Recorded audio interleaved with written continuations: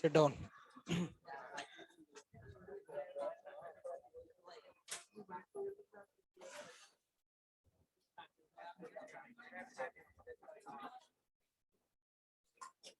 Gate बंद करिएगा।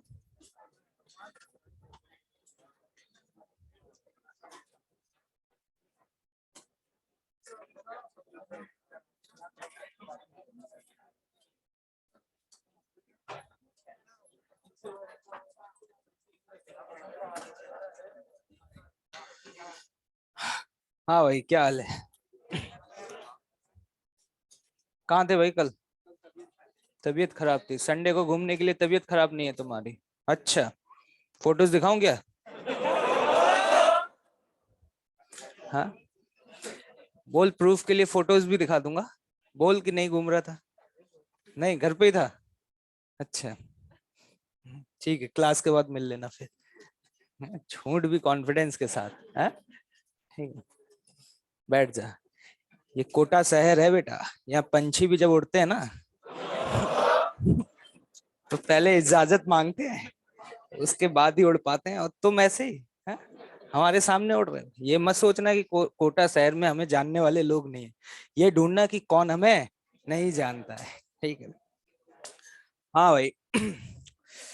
तो कल आ गया स्वाद? ठीक है। कहाँ भाई सीआर, कहाँ है भाई? आए ही नहीं। अपनी जिम्मेदारियों को अच्छे से नहीं निभा रहे हैं। किसी और को बनाया जाए, है ना, चेंज किया जाए भाई। बताओ यार, सीआर ही गायब हो रहे हैं, मतलब क्लास रिप्रेजेंटेटिव ही गायब है भाई। ये मतलब आप क्या उम्मीद कर सकते हैं? हाँ, किसको बनाया जाए? सब्जी वाले को बना दिया तो सब टमाटर बेचते ही पाए जाएंगे। ये तो नहीं भाई, ये सोचना। अरे थोड़ा सा दबंग इंसान चाहिए मेरे जैसा। अरे विधायक जी, हाँ, विधायक जी खड़े हो जाइए भाई। आज से क्लास की जिम्मेदारी तुम्हारे हाथ में है।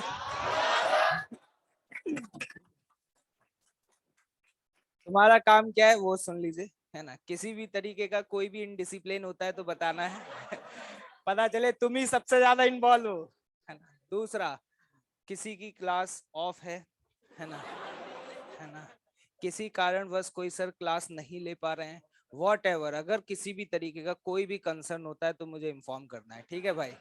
ठीक है, बैठ जाइए। लड़कियों में से भी एक को बना दिया जाए यार, है ना, ये बहुत ईमानदार होती है। नैना देवी को बना दें? तुम्हें विश्वास है पूरा? कितने लोग नैना देवी को सपोर्ट करते हैं भाई? कोई नहीं कर रहा।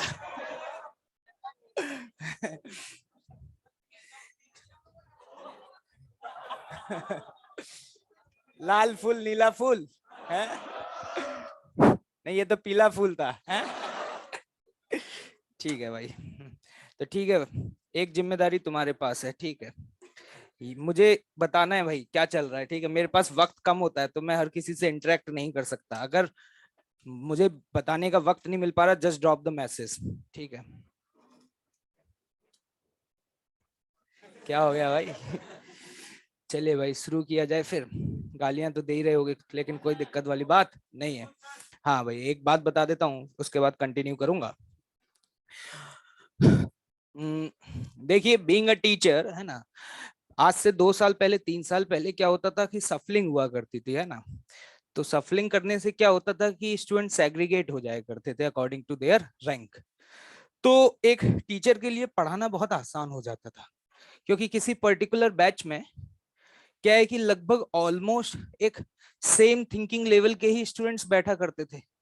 तो वो टीचर को अपनी स्पीड को फ्लक्चुएट नहीं करना पड़ता था, वो एक स्पीड में आता था और उसी स्पीड से उस मोमेंटम को बना करके रखता था। चीजें बहुत स्मूथली होती थी, टाइम से कंप्लीट भी हो जाती थी, है ना। किसी भी तरह का क्लास को एक्सटेंड करना, अननेसेसरी एक्स्ट्रा क्लास लेना, इन सब की जरूरत नहीं पड़ती थी, है ना। क्योंकि वहां पे लगभग एक ही मोमेंटम में सभी को चीजें समझ आ जाती थी। क्योंकि मान लीजिए कोई एक बैच है, उसमें सभी स्टूडेंट जो बैठे हुए हैं वो लगभग 300 से 500 रैंक के बीच वाले बैठे हुए हैं। तो लगभग सभी का आईक्यू लेवल या थिंकिंग लेवल ऑलमोस्ट एक जैसा है। तो टीचर के लिए बहुत आसान होता था, मतलब हमारे लिए पढ़ाना। लेकिन अभी क्या हुआ है, पिछले 2-3 सालों से ये प्रोसेस बिल्कुल खत्म हो चुकी है। तो अभी क्या है कि जैसे इसी बैच की बात कर लो, तो इसी बैच में वो भी स्टूडेंट बैठा हुआ है जो टॉप 10 के अंदर रैंक लेकर के आ रहा है, और वो भी स्टूडेंट बैठा हुआ है जो 1000 रैंक लेकर के आ रहा है। मतलब इतना बड़ा एक रेंज है ना।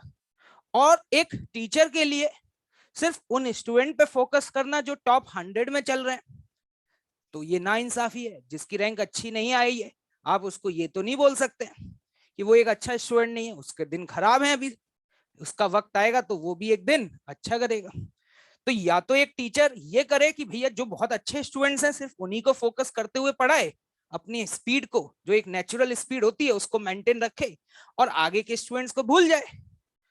उससे क्या होगा कि मेजर जनता का नुकसान होगा, है ना।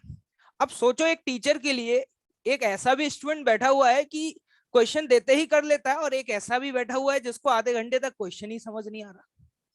ठीक है। और ये दोनों ब्रीड एक ही प्लेटफॉर्म पर है, मतलब एक ही बैच में एक स्टूडेंट वो भी बैठा हुआ है जो कि फिजिक्स में 80 या 90% स्कोर कर रहा है, और उसी बैच में वो भी बैठा हुआ है जो 10% भी स्कोर करने में अभी स्ट्रगल कर रहा है। तो अब हम जैसे लोगों के लिए बहुत चैलेंजिंग होता है, क्योंकि अगर मैं बहुत स्लो पढ़ाने लग जाऊंगा, बिल्कुल लोट लोट के पढ़ाऊंगा, एक ही चीज को, बहुत आसान चीजों को 10 बार एक्सप्लेन करूंगा, तो अच्छा स्टूडेंट मुझे गालियां देना शुरू कर देगा। वो कहेगा यार क्या कर रहे हो यार, ये जबरदस्ती बताए जा रहे हो तो गया एक ही बार में। और अगर मैं बहुत अच्छी स्पीड पे अच्छा मोमेंटम बना करके पढ़ाऊंगा, तो जो एवरेज स्टूडेंट है, वैसे एवरेज कुछ भी नहीं होता, मैं तो ये बोल रहा हूँ उसका दिन अच्छा नहीं है इसलिए अच्छा स्कोर नहीं कर पा रहा, सबका अपना अपना एक लेवल होता है थॉट प्रोसेस का।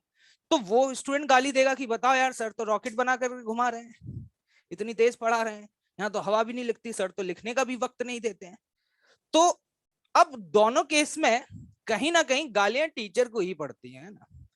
अब इन दोनों में इक्विलिब्रियम सेट करना, आपको एक ऐसी स्पीड बनाना, आपको सब्जेक्ट को इतना इंटरेस्टिंग बनाना कि हर वो स्टूडेंट जो उस बैच में बैठा हुआ है, चाहे उसका आईक्यू लेवल कुछ भी रहे, वो उस सब्जेक्ट को मोहब्बत करे, है ना। चाहे उसकी रैंक कितनी भी आती हो, आप जो भी स्टेटमेंट बोले हर स्टूडेंट के दिल को छू जाए कि वाह सर क्या बात बताई है आपने, और हर स्टूडेंट को समझ में भी आ जाए, ऐसा स्टेटमेंट बोले। ऐसा भी ना बोले कि अच्छा स्टूडेंट तो समझ जाए, जो बहुत एवरेज स्टूडेंट है वो कह रहा है पता नहीं भाई क्या चल रहा है यहाँ पे, सब बाउंस ही बाउंस मारा जा रहा है। तो यार इस प्लेटफॉर्म पर आकर के हर वो स्टेटमेंट बोलो जो हर कोई डाइजेस्ट करे और बहुत अप्रिशिएट करे। और इतनी बड़ी रेंज, ये रेंज बहुत बड़ी है, अभी तो कम बच्चे हैं, अगर इसी रेंज को आप ऑल इंडिया लेवल पे देखोगे, तो यहाँ पर वो भी लोग बैठे हुए हैं जिनकी 2 या 3 डिजिट में रैंक आएगी, और वो लोग भी बैठे हुए हैं जिनकी 5 या 6 डिजिट में रैंक आएगी। तो यार कितना चैलेंजिंग होता होगा, आपको समझ में नहीं आएगा, मुझे पता है, ठीक। और आपको सब्जेक्ट को इतना जबरदस्त इंटरेस्टिंग बनाते हुए पढ़ाना है कि जो पढ़ना भी नहीं चाह रहा वो भी पढ़े, वो भी ये कहे अरे यार पढ़ेंगे यार, सर इतना एफर्ट्स मार रहे हैं, कोशिश करके तो देख ही लेते हैं ना। तो अब क्या है कि ये चीजें थोड़ा सा चैलेंजिंग होती हैं। तो इसीलिए अब दोनों को एक साथ अगर पढ़ाना है, तो ऑब्वियस सी बात है आपको सब्जेक्ट को जानबूझ करके अननेसेसरी बहुत इंटरेस्टिंग बनाना पड़ता है, ठीक है। और कोई मतलब मोटिव नहीं होता। जैसे ये बीच बीच में बिल्लू चिंटू की कहानियां, ये सब, ये तुम्हें क्या लगता है कि मैं हर बैच में ऐसे ही पढ़ाता हूँगा? तुम अभी इससे पहले जो बैच लेकर के आ रहा हूँ लीडर, उन लोगों ने तो कभी मुझे हंसते हुए भी नहीं देखा है। दे ऑलवेज फील कि सर बहुत सिंसियर हैं, और सीधे आते ही, जैसे यहाँ पे तुमसे चर्चा कर लेता हूँ और भाई क्या हाल है, माहौल सेट है, वहां जैसे ही एंटर होता हूँ सीधे हेडिंग डल जाती है, खट। और वो उनको भी पता होता है कि ये बात ही नहीं, मैं बात ही नहीं करता उनसे। मैं मतलब इंटरेक्ट ही नहीं करता, क्योंकि मुझे पता है कि मैंने अगर उनसे इंटरेक्ट किया तो उनके 5 मिनट वेस्ट। उनके पास वक्त कम है, 2 महीने बाद उन्हें नेशनल लेवल का एग्जाम लिखना है और सिलेबस इतना कंप्लीट करना है, तो मैं तो उनसे इंटरेक्ट भी नहीं करता। एंटर होते ही क्वेश्चन नंबर 1 2 3, बाहर से ही पैड में रेस और शीट खुली रहती है पहले से। यहाँ तो आता हूँ आराम से, लॉग इन करूंगा, पैड खोलूंगा, देखूंगा भाई क्या चल रहा था, ठीक है। वहां तो पहले से ही ओपन रहता है और एंटर होते ही स्टार्ट। और वहां मैं सब्जेक्ट को इंटरेस्टिंग नहीं बनाता, क्योंकि वहां बैठता ही वो स्टूडेंट है, क्योंकि फिजिक्स अपने आप में ही इतनी इंटरेस्टिंग है कि आपको उसे इंटरेस्टिंग बनाने की जरूरत नहीं है। और अगर आपका इंटरेस्ट नहीं आ रहा तो आप गलत स्ट्रीम में आ गए। भाई साइंस स्ट्रीम अगर कोई ले रहा है और जेई जैसे एग्जाम की प्रिपरेशन कर रहा है, तो ऑब्वियस सी बात है कि फिजिक्स तो one of the most interesting subject है। ये एक टीचर का तो रोल है ही नहीं, वो तो अपने आप में इतनी इंटरेस्टिंग है। तो वो स्टूडेंट के लिए मुझे ये सोचना ही नहीं पड़ता कि मैं सब्जेक्ट को इंटरेस्टेड बनाऊं। वो खुद ही उसको लेकर के इतना इंटरेस्टेड है और उसको पता है उसके पास बिल्कुल भी वक्त नहीं है, ठीक है। तो इस बात को समझो। और दूसरी बात, मैं पहले भी बता चुका हूं, फिर से एक बार रिपीट कर देता हूं, हो सकता है कि तुम्हें ये बात ना पता हो। मेरी ये कोई मजबूरी तो है नहीं कि मेरे पास कुछ करने के लिए नहीं था, है ना। तो मैंने सोचा कि चलो कोचिंग इंस्टीट्यूट में पढ़ा लेता हूँ। हो सकता है इंडिया में एक टीचिंग प्रोफेशन को ज्यादातर लोग ऐसे ही देखते हैं कि टीचर तो वो बनता है जो कुछ नहीं करता है, ठीक है। तो ऐसा मेरे साथ तो नहीं है, किसी के साथ हो सकता है, किसी की कहानी कुछ रही हो, लेकिन मेरे साथ ऐसा कतई नहीं है ना। मेरे साथ ऐसा नहीं है कि मेरे पास कुछ करने के लिए नहीं था तो मैंने सोचा कि यार चलो यार यही कर लेते हैं, ठीक है। मैं इससे पहले जो दुनिया छोड़ करके आया हूं ना, वो इससे कई ज्यादा खूबसूरत थी, ठीक है। जब मैं 22 या 23 साल की उम्र में था ना, जब तुम कॉलेज से पास आउट हो रहे होगे, उस उम्र में मैं लगभग वर्ल्ड की 7 से 8 कंट्रीज घूम चुका था, ठीक है। और इंडिया को रिप्रेजेंट कर चुका था। तुम एक स्कूल में रिप्रेजेंट कर देते हो ना अपने आप को, तो 4 दिन तक यूं सीना चौड़ा के घूमते हो, है ना। और तुम वो गट फील समझ सकते हो when you are representing the your country at the international level, है ना। वो भी एक आध बार नहीं, 3 से 4 बार, है ना। तो वो दुनिया बहुत खूबसूरत थी और मैंने लाइफ में बहुत कुछ उस समय ही अचीव कर लिया था, ठीक है। लोग मुझे मैसेज करते हैं, देखा सर हम आपकी फेम पॉपुलैरिटी बना देते हैं। अबे तुम क्या बनाओगे? तुम जिस फेम पॉपुलैरिटी की चर्चा आज कर रहे हो मेरे सामने, ये परम सीमा मैं आज से 7 साल पहले लगभग अपने जीवन में देख चुका था, ठीक है। और मेरे लिए ये कोई मजबूरी थोड़ी ना था, it is just all about my passion. मुझे लगा कि यार इसमें शायद मैं ज्यादा सेटिस्फाइड फील कर सकता हूँ, है ना। ये मेरे लिए ज्यादा सेटिस्फेक्शन देगा। और मुझे ऐसा भी नहीं है कि मैं यहाँ पर इसलिए चला आया कि मेरे पास पैसे की कमी थी, है ना। कोई कमी नहीं थी, ना उस समय थी ना आज, ठीक है। ठीक है, ऐसा कुछ भी नहीं था। अगर किसी को गलत फहमी हो रही है तो ऐसा कुछ भी नहीं था। जिस फील्ड में था, जहां पर था ना, वहां पर भी जबरदस्त था। मैं आपको एक बात और बता देता हूँ, जनरल मोटर्स, आप लोगों ने नाम नहीं सुना होगा, है ना। हो सकता है कुछ लोगों ने सुना हो। वर्ल्ड की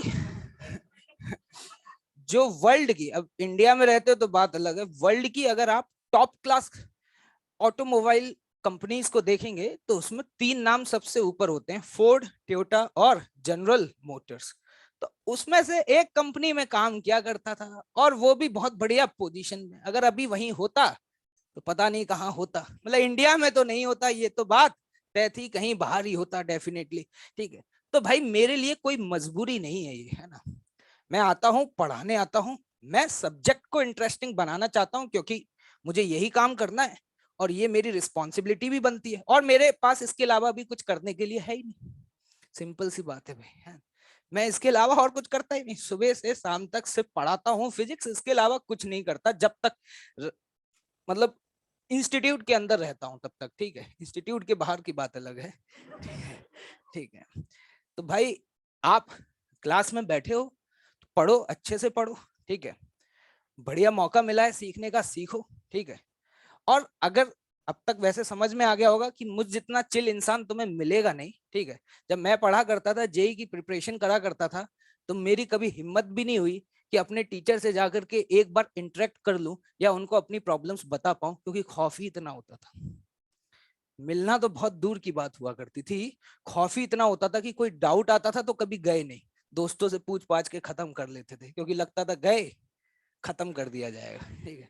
लेकिन अब एक स्टूडेंट और एक टीचर के बीच का गैप बिल्कुल ऑलमोस्ट जीरो हो चुका है। हमारे टाइम में इतना होता था, टीचर मतलब टीचर, है ना।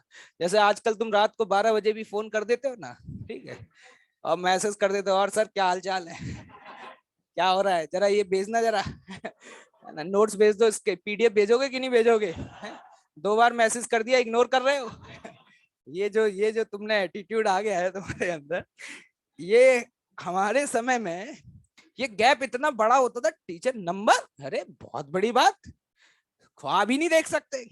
अगर किसी ने ख्वाब देख लिया और अगर सच हो गया तो बहुत खुशकिस्मत है कि उसको सर का नंबर मिल गया। कम से कम 50 दिन तक नंबर मिल गया, कभी कॉल नहीं करेगा, नंबर मिल गया, यही उसके लिए one of the greatest opportunity हो गई कि बस। लेकिन अब तो चलो समझ सकते हैं, समय के साथ सिचुएशंस बदल गई हैं, ठीक है, अच्छी बात है, ठीक है। मैं भी चाहता हूं कि जो गैप है ये गैप नहीं रहना चाहिए, क्योंकि गैप नहीं रहता तो चीजें ज्यादा अच्छी चल पाती हैं, हम अपने डाउट्स शेयर कर पाते हैं, अपनी प्रॉब्लम्स को क्या कर पाते हैं, शेयर कर पाते हैं। लेकिन उसका मिस यूज नहीं करना चाहिए, ठीक है। क्लास में वॉट जो कुछ भी होता है उसका एक ही मोटिव होता है कि सिर्फ इन्वायरमेंट अच्छा रहे और सब्जेक्ट को हम ज्यादा अच्छे से सीख पाए, इसके अलावा और कोई मोटिव ही नहीं है। कोई मेरा ये मोटिव थोड़ी है कि यहाँ पर स्टैंड अप कॉमेडियन बनने आना है मेरे को, कि मैं आया हूँ और देखो भाई तुम लोग पैसा देके आए हो, चलो तालियां बजवाऊंगा तुम्हें, है? ये कोई ऑब्जेक्टिव ही नहीं है मेरी लाइफ का, ठीक है। मैं तो बस ये है कि एक पॉजिटिव इन्वायरमेंट बना करके आप लोगों को पढ़ाना चाहता हूँ, क्योंकि मुझे पता है तुम में से 80% वो लोग हैं जो मजबूरी में पढ़ रहे हैं। मजबूरी मतलब कोई इंटरेस्ट थोड़ी है उनका, ऐसा थोड़ी है कि बस सोच के आए थे कि साइंस ही लेनी है और आईआईटी है, काहे का इंटरेस्ट, मजबूरी है, घर वालों ने बोला लात घूसे मार के देख ले कर पाए तो। तो भाई अब ऐसे लोगों को पढ़ाने में मुझे भी बहुत मजा आता है, क्योंकि वो सोच करके बैठा हुआ है तू समझा लेगा, समझा के दिखा। अब मैं भी सोच करके बैठा हूँ कि समझा के ही जाऊंगा, ठीक है। तो भाई पॉजिटिव रहने दो चीजों को, ठीक है, सीखो, मजे के साथ सीखो, कोई दिक्कत नहीं है। जब पढ़ाया जाए तो पढ़ो, और कोई पढ़ाई से रिलेटेड अगर कोई तुमसे इंफॉर्मेशन मांगी जाए तो उसे पॉजिटिवली मुझे कन्वे करो, है ना। हर चीज का मजाक मत बनाओ। तुम लोग क्या करते हो, चीजों का मिसयूज बहुत करते हो, है ना। तुम्हारे साथ थोड़ा सा फ्रेंडली हो गए तो अब और क्या हाल है, और हाँ, बाहर मिल गए, अरे कहाँ जा रहे हो। मतलब भूल ही जाते हो कि भाई क्या चल रहा है। और दूसरा तुम्हारा कोई दोस्त है, वो दोस्त मिले, अरे भाई तुम ऐसे, अरे अपने ही भाई है यार। ठीक है भाई, अच्छी बात है भाई, इतने फ्रेंडली नेचर है आपका, है ना। बहुत अच्छा लगता है, ठीक है। लेकिन लेकिन हाँ, बिंदास रहो, ठीक है। मुझे अगर तुम्हें ये लगता है कि नहीं सर, मुझे इज्जत का भूखा हूं कि नहीं तुम बाहर मिलो मेरे पैरों में पड़ो और गुरु, मुझे कुछ भी नहीं, ठीक है, मुझे कोई मतलब ही नहीं है। तुम मिलो तो भाग जाओ मुझे देख करके, है ना, पत्थर उठा के मारो तुम। I don't care about it यार, ठीक है। मुझे अपने आप पे इतना सेल्फ कॉन्फिडेंस है कि मुझे तुम्हारी जरूरत है क्या, है? मैं तुम्हारे भरोसे बैठा हुआ हूँ क्या? मुझे अपने आप पर भरोसा है यार। मुझे पता है कि ऐसा स्टूडेंट होगा ही नहीं कि पत्थर उठा के मारे। तो मुझे तुम्हारी तरफ से कुछ भी नहीं चाहिए, है ना। इट्स अ गोल्डन अपॉर्चुनिटी, मौका मिला है तो जितना मुझसे सीख सकते हो सीख लो, ठीक है। बाद में यही दिन मिस करोगे जब कॉलेज पहुंच जाओगे। जैसे अब मेरे पढ़ाए हुए जो स्टूडेंट्स हैं वो कॉलेज में पहुंच गए, मैसेज करते हैं, अरे सर यहाँ क्या चल रहा है, पढ़ाई के नाम पर क्या चल रहा है, समझ ही नहीं आ रहा। उनका क्या चल रहा है पता ही नहीं, बोलते रहते हैं बस। तुम्हें क्या लगता है वहां पर यंग, डायनामिक, फुली एनर्जेटिक लोग आएंगे पढ़ाने के लिए? जब कॉलेज पहुंच जाओ तो एक बार बताना जरूर मुझे। मैं भी उम्मीद कर रहा हूँ शायद ऐसे लोग कॉलेजेस में आकर के पढ़ाना शुरू करें, ठीक है। तो अभी सीखने का मौका मिला है, सीख लो। वहां पे जाकर के तो पढ़ने का इंटरेस्ट होगा वो भी खत्म हो जाएगा, क्योंकि कॉलेज में जाने के बाद पढ़ने के अलावा करने के लिए बहुत कुछ है। कितनी बार बताऊं, क्या ये भी बता दूं क्या क्या है? बताया तो है कितनी बार, ठीक है। मैं बता देंगे, कोई दिक्कत नहीं है, लिस्ट बना के दे देंगे तुम्हें, ठीक है। सारे शौक बता देंगे। शौक तो शौक होता है, चाहे वो अच्छा हो चाहे बुरा हो, शौक तो शौक होता है, ठीक है। तो मैं बता तो दिया। तुम्हें किसने बोला कि तुम कॉलेज जाके पढ़ना? बिल्कुल मत पढ़ना, बस कॉपी किताब खरीद के रख लेना, ठीक है। क्योंकि तुम पढ़ना भी चाहोगे तो पढ़ नहीं पाओगे ना, वहां पे इतनी सारी हॉबीज, इतने सारे क्लब्स, वॉट एवर, जितना तुम सोच सकते हो वो सारी चीजें तुम्हें मिलेंगी। अब तुम सोचो, तुम एक कोटा जैसे शहर से ऐसी जगह पहुंचोगे, कोटा में एक मॉल देखा और नाले देखे और थोड़ी बहुत हरियाली देखी, ठीक है। अब तुम वहां पहुंचोगे भाई, तुम सोच भी नहीं सकते हो कि भाई, तुम कहोगे यार कहाँ जन्नत में आ गए हैं यार। और मैं पहले भी बोला, अगर तुम कोटा जैसे शहर में इतने खुश रहते हो, तुम्हें लगता है बहुत अच्छी लाइफ चल रही है यार, तुम्हारी सोच ही बहुत गिरी हुई है, तुमने जीवन में कुछ देखा ही नहीं है फिर तो। अबे भाई आगे बढ़ो भाई जीवन में, ठीक है। आगे बढ़ो, मुंह बंद है ना। तो आगे बढ़ो भाई, है ना। कॉलेज पहुंचो, जितनी भी ड्रीम्स है वहां जाकर के पूरी कर लेना, थोड़ा सा अपने आप पे कंट्रोल रखो, ठीक है। एक्सप्लोर कर लेना, जो कुछ भी हो अभी पढ़ लो, क्योंकि वहां जाकर के पढ़ने थोड़े ना जाते हैं, पढ़ने वाले लोग तो मेडिकल में जाते हैं। हाँ और क्या, सच बात है वहां। तुम्हें क्या लगता है कि इंजीनियरिंग कॉलेज में लोग इंजीनियरिंग करने जाते हैं? कितने लोग इंजीनियरिंग कर रहे हैं हमें बता दे कोई। हमारे साथ 80 लोग थे, मैकेनिकल 2014 बैच। उन 80 में से भाई सिर्फ 10 लोग होंगे जो आज भी इंजीनियरिंग कर रहे होंगे। सर और लोग क्या कर रहे हैं? जिसका जो मन है वो कर रहा है, ठीक है। कुछ लोग क्या बोलते हैं, एमबीए वगैरह कर लिए, कुछ लोग सिविल सर्विसेज वगैरह निकाल करके देश की रक्षा कर रहे हैं भाई। कोई आईएएस बन गया, कोई आईपीएस बन गया, ठीक है। कुछ लोग फॉरेन कंट्रीज वगैरह में सेटल डाउन हो गए, जीआरई वगैरह निकाल करके, ठीक है। कुछ लोग हैं जो घूम रहे हैं, ट्रैवलर बन गए हैं। कुछ लोग पेंटर बन गए हैं, कुछ लोग डांसर बन गए। हाँ यार, कुछ लोग म्यूजिशियन बन गए हैं। जिसका जो मन था वो कर रहा है यार, ठीक है। कुछ हम जैसे भी हैं, ठीक है, जो पढ़ा रहे हैं इन गधों को, जो पढ़ना नहीं चाह रहे हैं, ठीक है। तो कुछ पॉलिटिक्स में चले गए हैं, ठीक है। सब चल रहा है, बस इंजीनियरिंग के अलावा वहां सब चल रहा है, तो यही सिखाया जाता है, ओवरऑल डेवलपमेंट। वहां जाकर के तुम्हें क्या लगता है कि सिर्फ इंजीनियरिंग सिखाई जाती है? नहीं, इंजीनियरिंग के अलावा वहां सब कुछ सिखाया जाता है, ठीक है। वहां इंजीनियरिंग में आपको इंटरेस्ट नहीं आएगा, क्योंकि इसके अलावा सीखने के लिए आपके पास इतना बड़ा स्कोप होगा। तो वहां से जब निकलता है इंसान, तुम्हें क्या लगता है IITs is famous for their academics, है कि वहां पे ऐसी शानदार, हमें भी ऐसा ही लगता था जब हम तैयारी कर रहे थे, तो हमें किसी ने बताया नहीं था, हमें यही लगता था कि यार आईआईटीज बहुत फेमस हैं, एनआईटीज आईआईटीज, इसका मतलब वहां जाते ही पहले दिन से ही रॉकेट कैसे लॉन्च होता है और कैसे एक कार डिजाइन होगी पहले दिन बता दिया जाएगा, और ये मैं भी यही सोचा करता था। वहां जाकर के पहुंचे, हमें पता चला रे ऐसा तो कुछ भी नहीं है। इट्स, ये जो फेमस है ये सब कुछ क्यों हो रहा है, it's all about to explore. जब इंसान वहां पहुंचता है तो उसको पढ़ने के अलावा जीवन में और भी बहुत कुछ है, इसका ज्ञान उसे पहली बार होता है। और जब उसको ये ज्ञान होता है तो उसको समझ में आता है कि जीवन तो बहुत बड़ा है। अभी तुम्हें लगता होगा कि सर मेरे जीवन का बस एक ही ऑब्जेक्टिव है, क्या? कि पैसा बहुत कमाना है। पैसा होना चाहिए बस ट्रक भर के, दैट्स ऑल, ठीक है। और आगे की बात में देख ले, कैसे भी कमाए, चाहे उसके लिए डकैती क्यों ना डाले, ठीक है। लेकिन जब आप कॉलेज पहुंच जाओगे, देन यू विल रियलाइज यार ये सारी चीजें आपके लिए बहुत छोटी हो जाएंगी, क्योंकि जिंदगी उससे भी क्या है, बहुत ज्यादा खूबसूरत है। वो जाकर एक्सप्लोर करो, नए नए आइडियाज, नए नए थॉट्स, नए नए लोगों से मिलोगे यार। तुम खुद सोचो कि तुम जहां रहते होगे उसके आस पड़ोस में नेशनल लेवल के टॉपर रहते होंगे तुम्हारे बगल में, और उसमें भी कुछ साउथ के, कुछ नॉर्थ ईस्ट के, हर इंडिया के अलग अलग कोने से लोग मिलेंगे। साउथ वालों को हिंदी नहीं आती होगी, तुम उन्हें हिंदी सिखाया करोगे, ऐसे ऐसे वर्ड सिखाओगे तुम।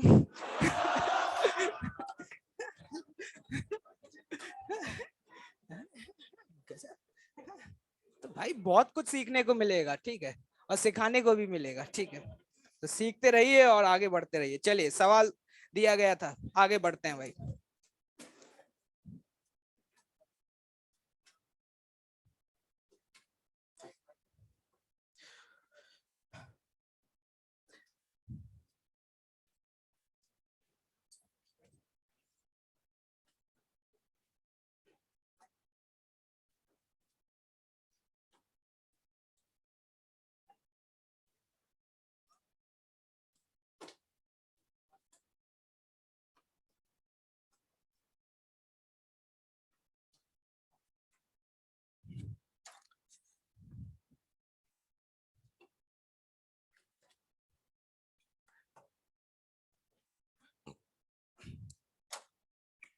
ये क्वेश्चन दिया था शिफ्टिंग ऑफ जंक्शन, किसी ने सॉल्व किया? Any one of you? अरे वाह, सॉल्व करके आए हो। बताओ बेटा क्या आ रहा है तुम्हारा आंसर।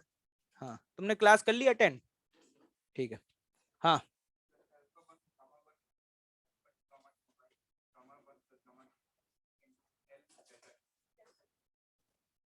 बहुत बढ़िया।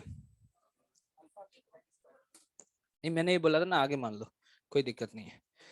ठीक है, देखिएगा, समझने की कोशिश करते हैं। मैंने ये पूछा था कि जब टेम्परेचर बढ़ाया गया तो ये जो जंक्शन है, ये जंक्शन थोड़ा सा आगे शिफ्ट हो गया, सपोज कितना, एक्स आगे शिफ्ट हो गया।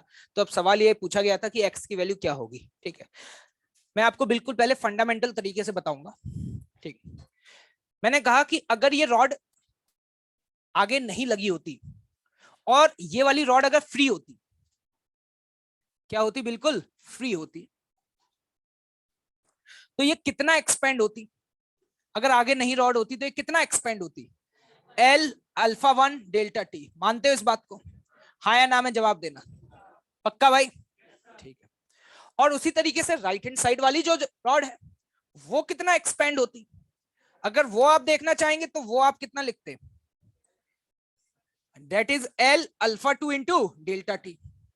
तो एक बात बताना, अगर ये एक्सपेंड होना चाहती है और हमने इसे एक्सपेंड होने दिया, तो क्या यहां पर किसी तरीके का कोई स्ट्रेन या स्ट्रेस डेवलप होगा? नहीं होगा। लेकिन आज ऐसा सिचुएशन हो नहीं सकता, क्योंकि अगर आज एक रॉड की लेंथ बढ़ेगी तो दूसरे की लेंथ घटेगी। अरे हाँ या ना में जवाब दो, क्या सहमत हो? तो जरा देखिएगा ध्यान से, यहां पर ये length L alpha one delta T और ये length L alpha two delta T, ये बढ़ती अगर ये दोनों आपस में इस तरीके से कनेक्टेड नहीं होते। अब यहां पे है वर्चस्व की लड़ाई। ये कहेगा मैं एक्सपेंड हूंगा, ये कहेगा मैं एक्सपेंड हूंगा। दोनों एक्सपेंड तो हो नहीं पाएंगे, कोई एक ही एक्सपेंड हो पाएगा।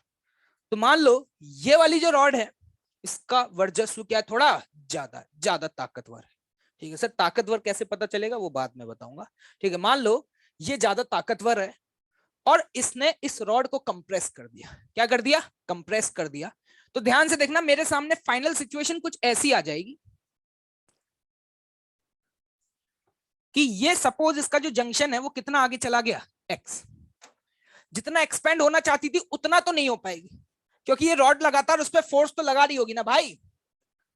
तो मुझे यहाँ पे एक्स निकालना है। अब मेरा सबसे पहला सवाल ये है कि इन दोनों रॉड में किसकी वैल्यू सेम होगी? फोर्स की। क्या फोर्स सेम होगा? इस रॉड ने जितना इस पे फोर्स लगाया होगा क्या उतना ही इसने इस पे फोर्स लगाया होगा? ये कैसे बोल पा रहे हैं? न्यूटन्स है, क्या सहमत हो? न्यूटन्स थर्ड लॉ का स्टेटमेंट ये कहता है कि जितना इसने इस पे लगाया उतना ही ये इस पे लगाएगा। मानते हो? तो अब जरा ध्यान से देखना, मान लो इसने इसके ऊपर फोर्स एफ लगाया। क्या लगाया? एफ लगाया। तो मैं यहां पर उस एफ की वैल्यू लिखना चाहता हूं। तो जरा देखिएगा ध्यान से कैसे लिखूंगा। स्ट्रेस, स्ट्रेस क्या होता है? एफ अपॉन ए। अरे मानते हो या नहीं? बराबर होता है स्ट्रेन। कल मैंने बताया था स्ट्रेन निकालने का तरीका। ये कितना बढ़ना चाहती थी लेकिन कितना बढ़ पाई? तो जल्दी से बताना, स्ट्रेन में डेल्टा एल की वैल्यू कैसे लिखोगे? L alpha one delta T minus x. क्या सभी लोग सहमत? हाँ या ना में जवाब दो। Divided by what? L multiplied by what? Y one. क्या ये क्लियर है?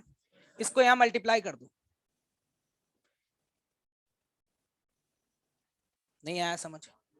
अब देखना, दूसरे के लिए चर्चा करता हूं। ये वाली रॉड कितना एक्सपेंड होना चाहती थी, लेकिन बेचारी एक्सपेंड तो छोड़ो, क्या हो गई? कंप्रेस हो गई। तो ये थी इसकी नेचुरल लेंथ टी टेम्परेचर बढ़ाने के बाद। लेकिन अभी ये लेंथ है, क्या ये नेचुरल लेंथ और इसकी इस लेंथ में डिफरेंस दिखाई दे रहा है? ये डिफरेंस कितना है जल्दी बताना। L alpha two delta T plus x. Plus क्यों किया समझ आ रहा है? बटे एल मल्टीप्लाइड बाय। क्या गरीब भाई बंधु ये बात समझ आ रही है? अगर मैं इसको बोलूं इक्वेशन नंबर 1 और इसको बोलूं इक्वेशन नंबर 2, क्या इक्वेशन 1 और 2 को सॉल्व करके क्या मैं यहां से x की वैल्यू निकाल सकता हूं? तो जल्दी से बताइए x की वैल्यू आपकी क्या आ रही है?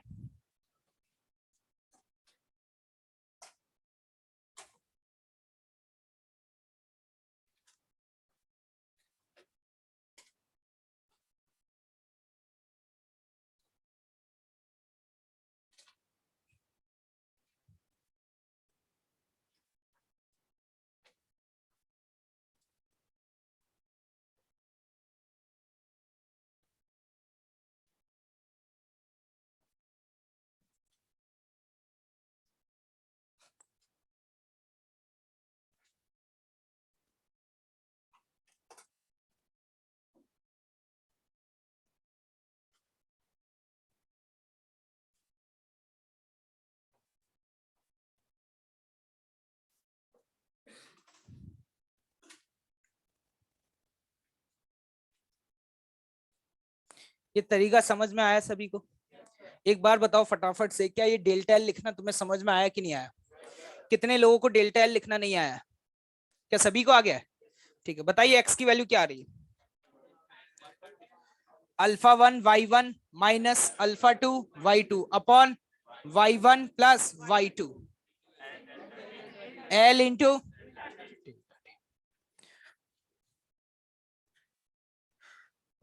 यहां से देख करके समझ में आ रहा होगा वो ज्यादा ताकतवर होगा जिसका अल्फा 1 इंटू y1 का प्रोडक्ट ज्यादा होगा। लोगों को ये लगता है कि कौन सी रॉड इलोंगेट होगी और कौन सी कंप्रेस होगी। जब पूछा जाता है तो लोग कहते हैं जिसका अल्फा ज्यादा होगा वो इलोंगेट होगी और जिसका अल्फा कम होगा वो कंप्रेस होगी। लेकिन ऐसा नहीं है।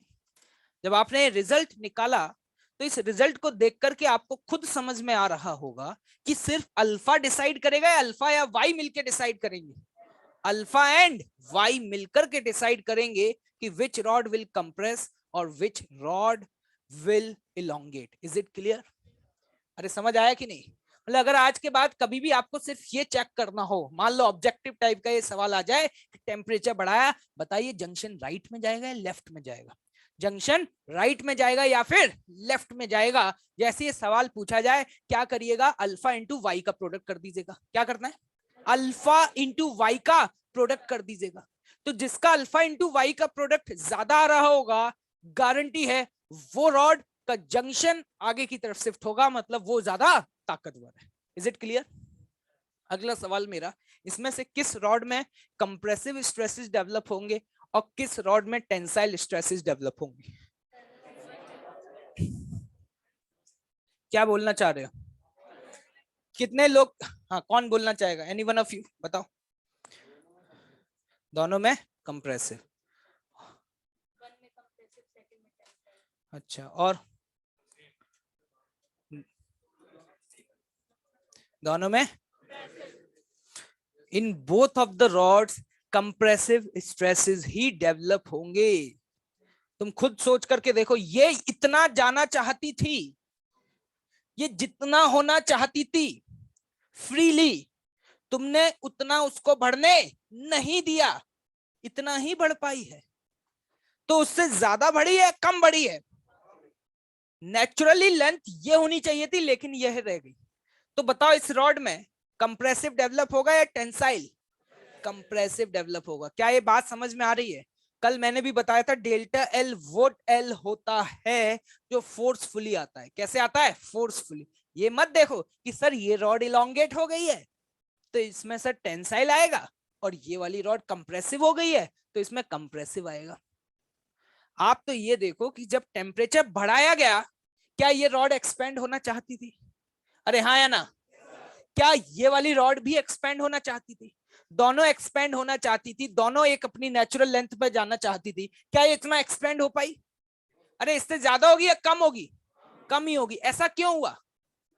क्योंकि यहां से लगातार ये रॉड उस पर क्या लगा रही है? फोर्स लगा रही। उतनी ताकतवर नहीं है, रोकने का कोशिश तो करेगी लेकिन रोक नहीं पाएगी। नहीं आया? तो लिखो एक statement,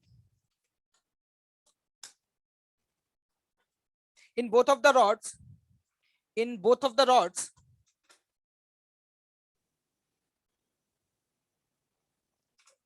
compressive stresses are developed.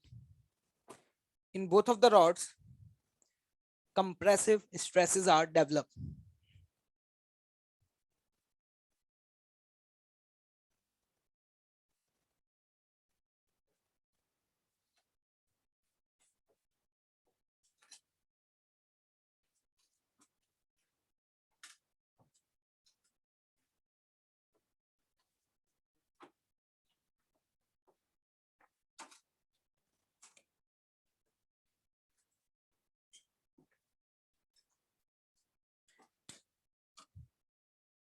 ये वही दो रॉड है,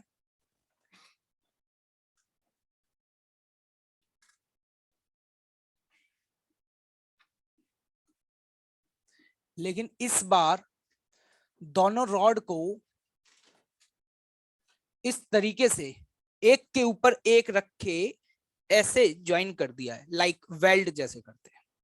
ठीक है, इन रॉड की थिकनेस सफिशिएंट है, इतनी सफिशिएंट है कि ये बायमेटेलिक स्ट्रिप की तरह बैंड नहीं हो रहे, और साथ ही साथ इतना अच्छे से वेल्ड किया है कि ये वाली सरफेस जो है ये हमेशा साथ साथ रहेगी। ये कैसे रहेगी? हमेशा साथ साथ रहेगी। क्या मेरी बात समझ आ रही है? अरे हाँ या ना में जवाब दे। क्लियर? अब क्या हुआ कि जब हमने टेम्परेचर बढ़ाया तो ऑब्वियस सी बात है कि दोनों की रॉड की लेंथ बढ़ेगी। तो क्वेश्चन लिखिएगा find the increase in find the increase in length of the rod. Find the increase in length of the rod. और सपोज ये गिवन है कि अल्फा 1 जो है वो अल्फा 2 से क्या है? ज्यादा। 1 मिनट का समय है, जल्दी।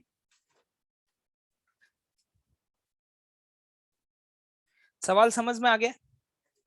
Okay.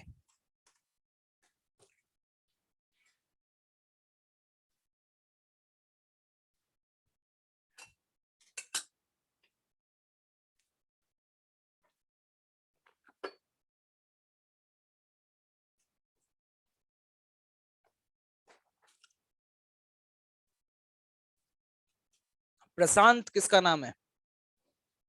Prashant Vashishtha. Any one of you? मतलब इस बैच में है क्या? अभी नहीं है?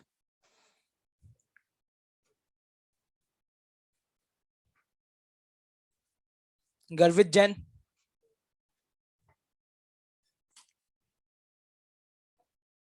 करो करो, सॉल्व करो, टेंशन में क्यों आ रहे? और भाई चौरसिया साहब, हो गया सॉल्व? पढ़ना लिखना छोड़ दिया अब तुमने? आखिरी बार कब पढ़ाई करी थी? आज।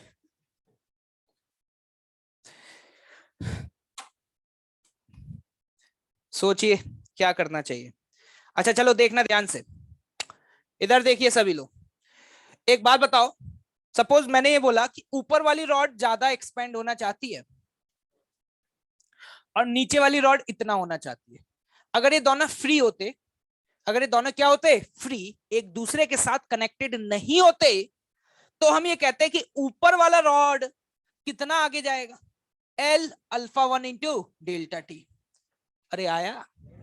और नीचे वाला रॉड कितना आगे जाएगा? L alpha 2 into delta, if they are free to move. लेकिन आज ये फ्री नहीं है। कसम खाई है कि आगे जाएंगे, साथ में जाएंगे, नहीं तो नहीं जाएंगे। ठीक है, तो अब देखना ध्यान से, ऊपर वाली रॉड आगे की तरफ बढ़ रही है, तो ऊपर वाली रॉड इस पे आगे की तरफ फोर्स लगाएगी, इसको कहेगी भाई थोड़ा सा और इलोंगेट करो। लेकिन ये वाली रॉड ऊपर वाले पे कहां फोर्स लगाएगी? पीछे। समझ पा रहे हो? माहौल को देख पा रहे हो? यहां पर जो ऊपर वाली रॉड है वो नीचे वाले को खींच रही है, और नीचे वाली रॉड ऊपर वाले को इस तरीके से कंप्रेस कर रही है। तो आपस में फाइनली इनको समझौता तो करना ही पड़ेगा, क्योंकि ये तो कंडीशन पॉसिबल नहीं है। तो ऊपर वाली रॉड ने कहा चलो ऐसा करते हैं, समझौता कर लेते हैं, मैं थोड़ा पीछे आ जाती हूँ, तुम थोड़ा आगे आ जाओ। क्या माहौल समझ पा रहे हो? अरे भाई क्लियर है? तो मेरे सामने फाइनल सिचुएशन कुछ ऐसा बना कि फाइनली ये लेंथ हो गई, और ये जो चेंज आया वो कितने का आया? एक्स का आया। कितने का चेंज आया? एक्स का। क्या ये कॉन्सेप्ट समझ में आया? कॉन्सेप्ट समझो, कॉन्सेप्ट यही है कि पहले ये देखो कि नेचुरली उसकी लेंथ कितनी होनी चाहिए थी, और फिर मान लो कि फाइनली इतनी लेंथ है। फोर्स लिखो, इक्वेट कर दो, बस इतना है। फोर्स लिखो और उसको क्या कर दो? इक्वेट। जल्दी से बताना, ऊपर वाले पे कितना फोर्स लग रहा होगा? स्ट्रेन कितना? स्ट्रेन, अरे बोलो यार, कितना होना चाहती थी? इतना। कितना हो पाई? एक्स। तो कितना नहीं हो, ये समझ आ रहा है कि बस ऐसे मजे ले रहे हो? इतना होना चाहती थी, इतना हो पाई है। गाना नहीं चल रहा है कि माहौल का आनंद ले रहे हो। ठीक है, इसकी लेंथ इतनी होनी चाहिए थी नेचुरली, लेकिन अभी इतनी हो पाई, तो इसका मतलब इस लेंथ की वजह से क्या उसमें स्ट्रेन डेवलप होगा? तो जल्दी बताना क्या लिखोगे? L alpha 1 delta T minus x बटे L into A into Y. सही लिखा है? मामला सतर है भाई। और बताना ये होना तो इतना चाहती थी लेकिन हो इतना गई। अरे आ रहा है तो बताना कितना एक्स्ट्रा चेंज आया। x minus L alpha two delta T divided by L multiplied by A into Y two. क्या इसके आगे हम इसको सॉल्व कर पाएंगे? मैंने फोर्सेस को इक्वेट कर दिया, जल्दी से बताएं x की वैल्यू क्या आ रही है।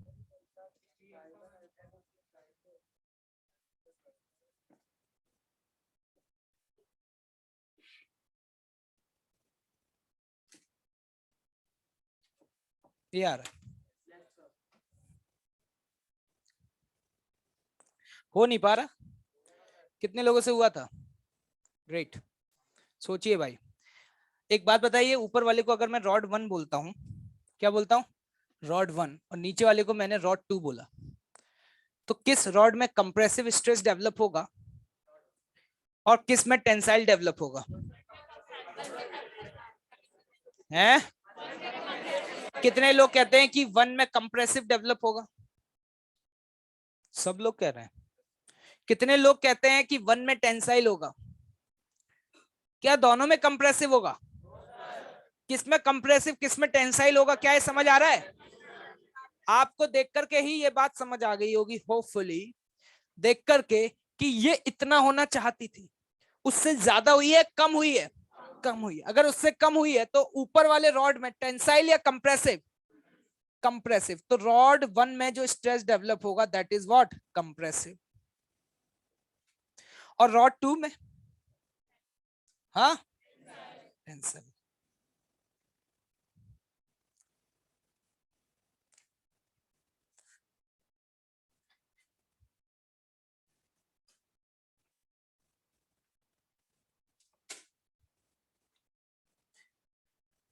देखिएगा भाई, इसी को करने का एक और मेथड बता रहा हूं। मेथड नंबर 2,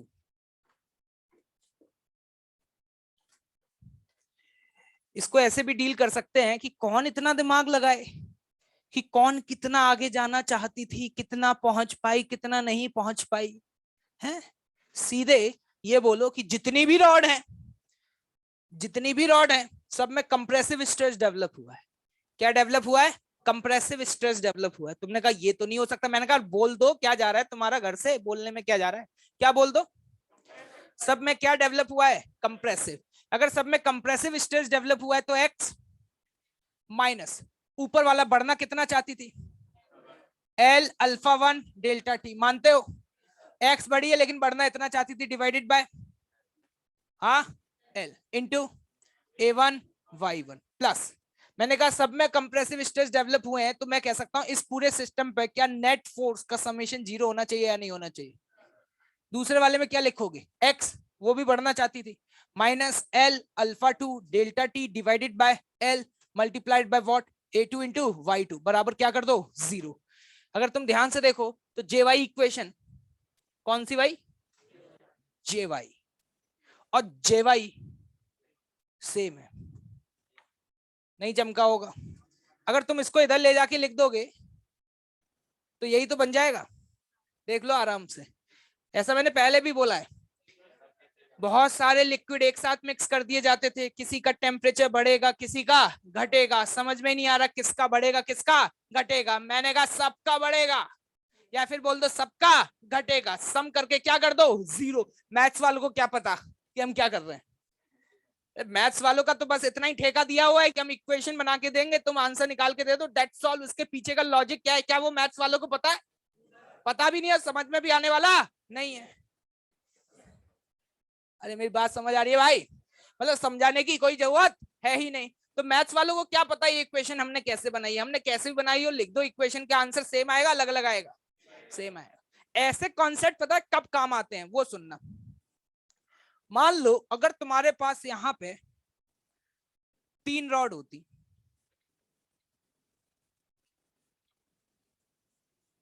अलग अलग कलर की, लाल कलर, हमारे यहाँ पर सारे कलर मिलते हैं, कितनी दिखाई दे रही हैं?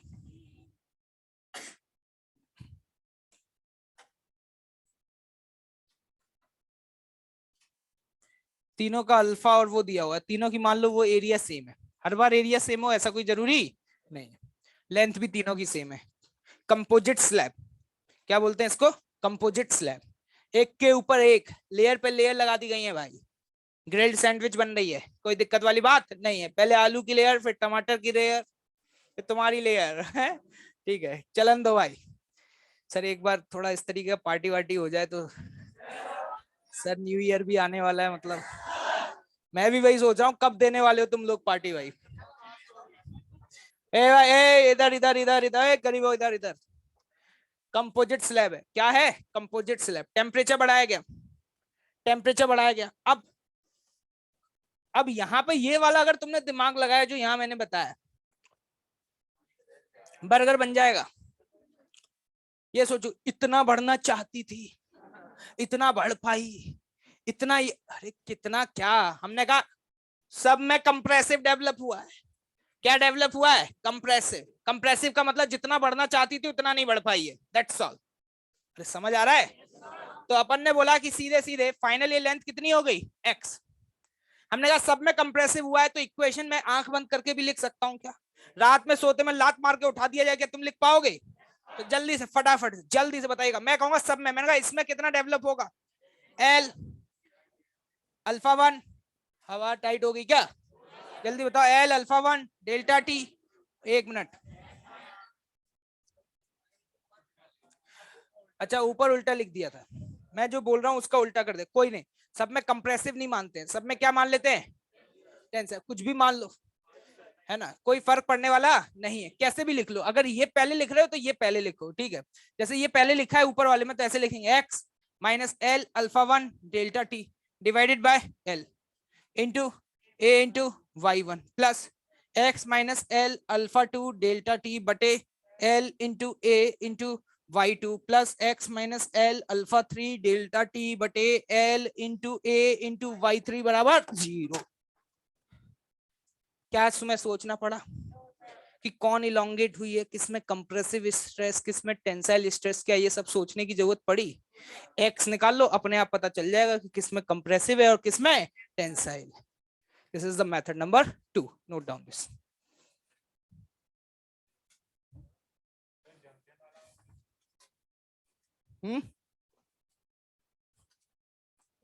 देखो वो तो सिंपल सी बात है, वो तो हमेशा ही वैलिड होता है। Net force on the whole system is 0।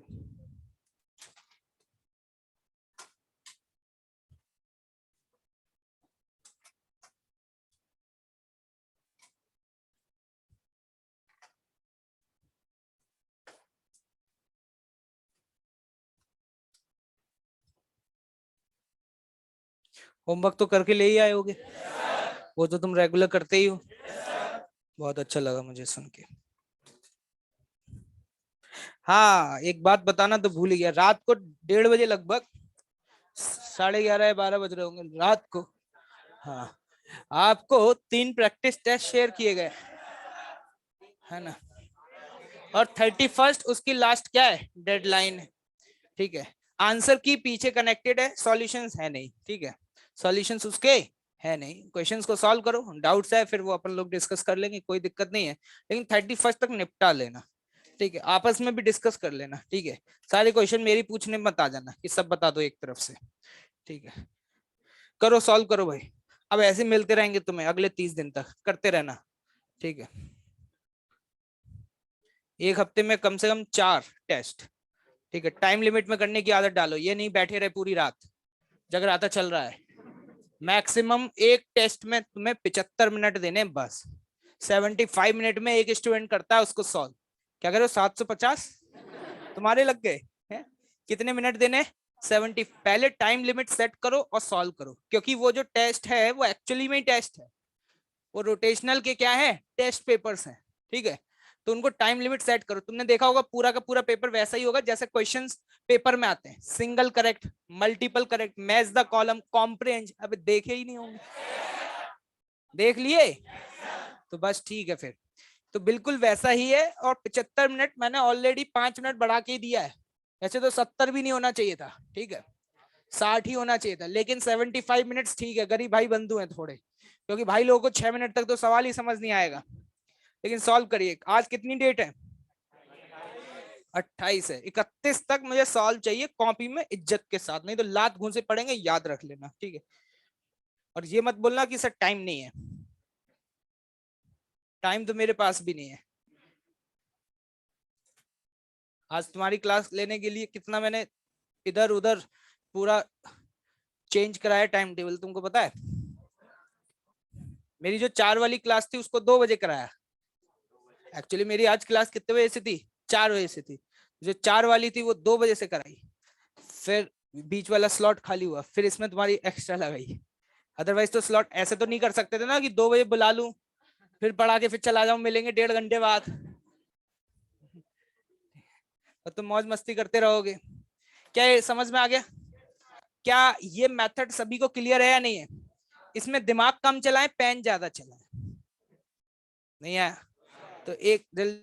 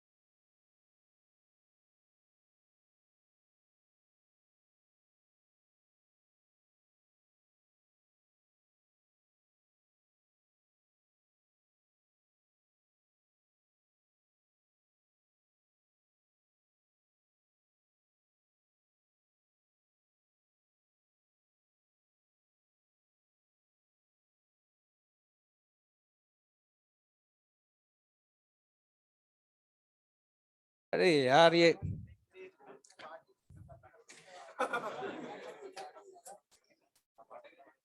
Hello, ये देखो क्या लिखते रहते हैं, सर आप 31st को पार्टी दे दो, हम 32 को दे देंगे।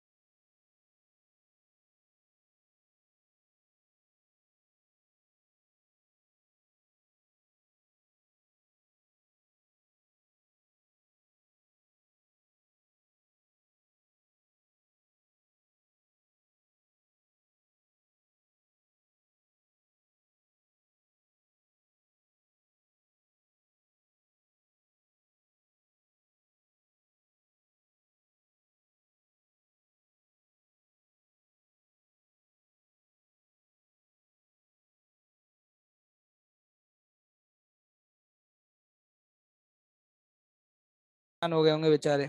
एक तो वैसे मेरे को ऑनलाइन स्टूडेंट पे बहुत तरस आता है यार। Huge respect. अब I due to some technical issues, actually उनको पता ही नहीं चलता होगा, उनको लगता होगा उनका नेट खराब हो गया है, वो बंद करके अपना चालू कर रहे होंगे। हाँ भाई, दोबारा से स्टार्ट कर रहे हैं, कोई दिक्कत नहीं है, ठीक है? देख लो कितनी केयर करता हूँ तुम्हारी। बस पार्टी दे देना 31st को।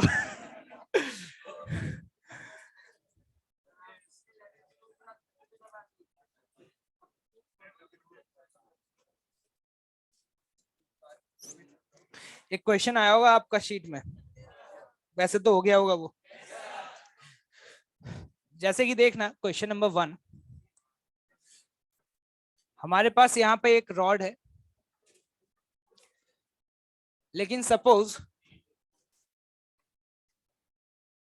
एक रॉड है और सपोज इसकी जो लेंथ, सॉरी रॉड जो है वो वुडन मटेरियल का बना हुआ है। किसका बना हुआ है? वुडन मटेरियल का। वुडन मटेरियल का बना होने का मतलब ये है कि जब आप टेम्परेचर बढ़ाओगे तो इसकी लेंथ में कोई परिवर्तन आएगा या नहीं आएगा? नहीं आएगा। और मान लेते हैं इसकी जो लेंथ दी हुई है बेटा वो L0 है। कितनी है? L0। ये जो लेंथ है वो एल नॉट है। और अभी हमने एक मेटेलिक स्केल को यूज किया। स्केल जो है वो मेटल का बना हुआ है। किसका बना हुआ है? मेटल का बना हुआ है। आप जानते हैं कि स्केल में इस तरीके से मार्किंग होती होंगी।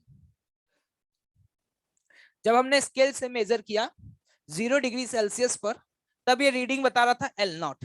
कितनी बता रहा था रीडिंग? L not. अब हमने क्या किया? टेम्परेचर बढ़ाना शुरू किया। जब हम टेम्परेचर बढ़ाएंगे तो जो मेटेलिक स्केल है उस मेटेलिक स्केल की लेंथ बढ़ेगी, क्योंकि मेटेलिक स्केल क्या करेगा? एक्सपेंड करेगा। तो रीडिंग में परिवर्तन आएगा या नहीं आएगा? आएगा। तो देख क्या रहे हो, लिखो question. Find the reading of a scale, find the reading of a scale on increasing the temperature, on increasing the temperature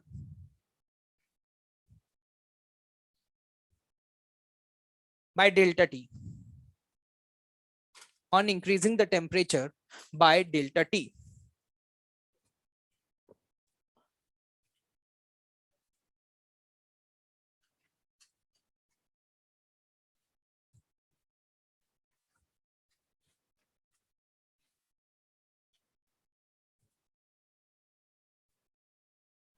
अच्छा एक बात बताना, अभी टेम्परेचर बढ़ने के बाद जो ये रीडिंग देगा वो पहले से ज्यादा देगा या कम देगा? ये बात कितने लोगों को चमक नहीं पाई है? कोई दिक्कत नहीं, अगर नहीं चमक पाई है तो दिक्कत नहीं है। नाला बहुत तेज बह रहा है ना? पानी बहुत बरसा है आज, तो नाला में पानी का फ्लो बहुत गजब का है, तो डूब जाना वहीं पे जाके अभी, मतलब नहा लेना, मतलब डुबकी लगा करके, ठीक है?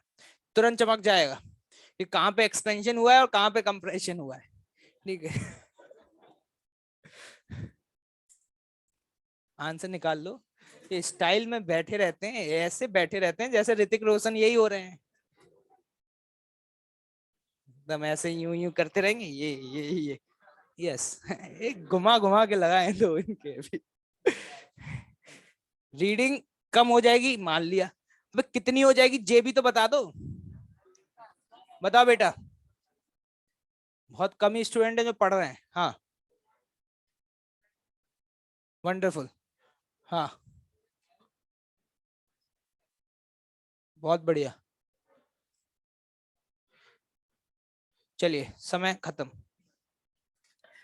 देखिए भाई, अगर मुझे यहाँ पर बिल्कुल बेसिक तरीके से सोचूं, मान लो ये मुझे रॉड दे दी गई और मुझसे बोला गया कि लकड़ी की बनी हुई है और इसकी लेंथ बताओ, तो मैं एक स्केल लेके आऊंगा। अब स्केल पे ऐसे मार्किंग बनी होती है इस तरीके से जैसे बनी हुई है, तो मैं स्केल को लगाऊंगा, 0 से 0 को कोइंसाइड कराऊंगा और फिर देखूंगा कि यहाँ पे जो पॉइंट कोइंसाइड हो रहा है उस पर क्या लिखा हुआ है। फिर मैंने देखा अरे इस पे तो 4 लिखा हुआ है, तो मैंने बोला इसकी लेंथ क्या होगी? 4 होगी। यूनिट हम देख लेंगे, जो भी यूनिट है। ऐसे ही तो बताते हैं, अरे बोलते हैं नहीं? अब देखना ध्यान से, मान लो ये थी आपकी 1 यूनिट। एक यूनिट होगी ना, 1 mm हो सकता है या 1 सेंटीमीटर हो सकता है, वो तो डिपेंड करेगा आपने कौन सा स्केल यूज हुआ है। ये 1 यूनिट होगा। कितना होगा? 1 यूनिट। अब ध्यान से देखना, ये जो लेंथ 1 है, जब टेम्परेचर बढ़ाया तो ये 1 जो है वो 1 रहेगा या बदल जाएगा? बदल जाएगा। ये कुछ नया बन जाएगा। क्या बन जाएगा वो? 1 × 1 + α s × ΔT। ये अल्फा एस क्या है? ये इसका कॉफिशिएंट ऑफ लीनियर एक्सपेंशन है। किसका? स्टील का, या जो भी मेटेलिक स्केल यूज किया है। क्या ये 1 वाली लेंथ इतनी हो जाएगी? अरे मानते हो या नहीं मानते हो? ये हो गई यूनिट लेंथ। अब यूनिट लेंथ मल्टीप्लाइड बाय, मान लो यहाँ पे जो कोइंसाइड कर रहा है उसका डिवीजन वो n है, वो क्या है? n। वो बराबर क्या होगा? L not. ये देखो कैसे देख रहे हैं। अगर मान लो आपको रीडिंग लिखनी है तो आप यही तो बोलेंगे कौन सा डिवीजन कोइंसाइड कर रहा है। मैंने कहा nth, तो उस डिवीजन की दूरी कितनी होगी? n into length of 1 unit बराबर क्या आ गया? L not. ये जो n है, n यही रीडिंग है। यही क्या है? रीडिंग। अगर मैं आपसे पूछूं रीडिंग बताओ क्या होगी, तो आप बोलोगे L not upon 1 + α s into delta T. अरे भाई वो समझ आ रहा है? तो इस वैल्यू को आप क्या लिख सकते हैं? L not into 1 - α s into delta T. Unit की लेंथ बढ़ गई तो रीडिंग कम हो जाएगी। ये कैसे लिखा इसको? Binomial approximation. कैसे लिखा? बाइनोमियल। आप ऐसे देख सकते हैं, मान लीजिए बचपन में गेम खेला करते थे, भाई साहब भी लेंथ बताओ, 1 2 3, हमने कहा 3 है, 3 जा, लेंथ कितनी होगी? 3 यूनिट। कितनी? 3 यूनिट। यूनिट क्या है? ये क्या है? 1 यूनिट। तो 3 कितने हो गए? 3। साबू को बुलाया गया, चाचा चौधरी साबू, लेंथ मेजर। अब उसका हाथ 1, तो उसके लिए यूनिट बड़ी थी, तो लेंथ अपने आप ही क्या हो गई? कम। तो वही तो लॉजिक है। टेम्परेचर बढ़ाया, यूनिट बढ़ गई। टेम्परेचर बढ़ाया तो ये जो गैप आप 1 बोल रहे थे, ये 1 से ज्यादा हो जाएगा। कितना हो जाएगा? इतना। अब मान लो इसका nth डिवीजन कोइंसाइड कर रहा है। कौन सा डिवीजन? nth। तो मैं लिखूंगा n into this, that is equal to what? L naught. अब गरीबों क्या देख रहे हो? डाइजेस्ट नहीं कर पा रहे क्या? कर लिया। चलो अगला सवाल। तो रीडिंग बढ़ी या घटी? घट गई। ठीक है भाई, लेकिन हुआ क्या, पैसा बहुत था। अपन ने क्या किया, जो रॉड हमारे पास लकड़ी की थी उसकी जगह गोल्ड है, प्लेटिनम। देखा है स्पेलिंग लिख पाओगे? प्लेटिनम, बजाज प्लेटिनम नहीं है ये, प्लेटिनम।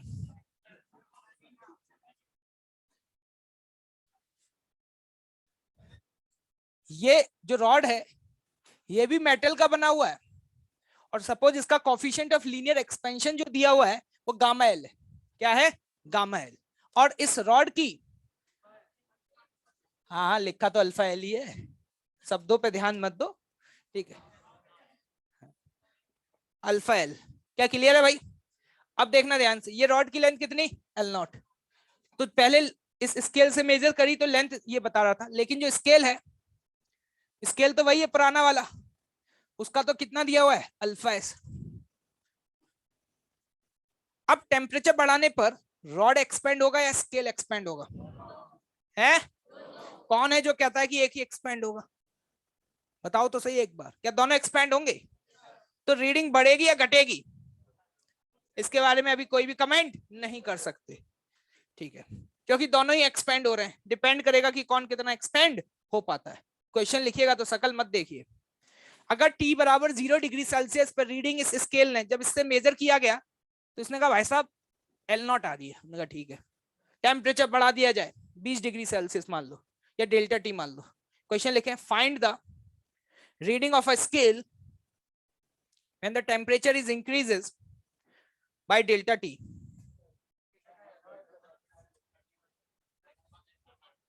कोई भी मान लो एक, ठीक है,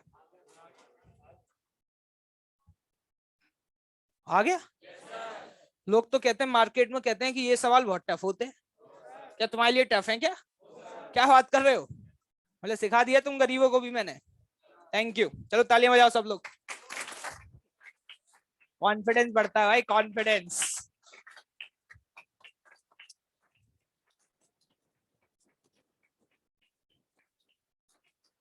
इतनी तेज तालियां बजा रहे हो तुम, आंसर आ गया तुम्हारा। तालियां वही बजा रहे थे जिनका आंसर नहीं आया। ये देखो रॉड बना रहे हैं, आ जाओ, आओ बेटा प्रसाद लेके जाओ, तुम्हें तो रोज ही प्रसाद चाहिए।